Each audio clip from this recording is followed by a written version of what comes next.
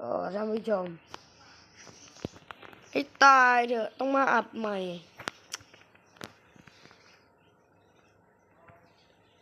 อุ้ยแต่ครั้งแรกที่ผมมาฝ้าไปเนี้ยในโอเมเอ็กเดือดีอะไรวะกระถีบอะไรวะดีกระถีบได้ไหมผมใช้ซาลาเลสนะผมใช้ซาลาเลสมารอดเลยให้มันมาเนี่ยวุ้ย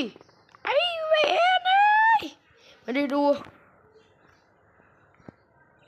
โอ้ยฟาร์มอยู่ดีๆหงุดหงิด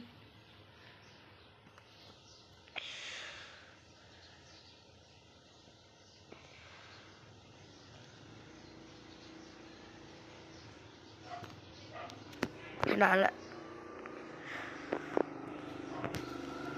แปลงล้างฟรี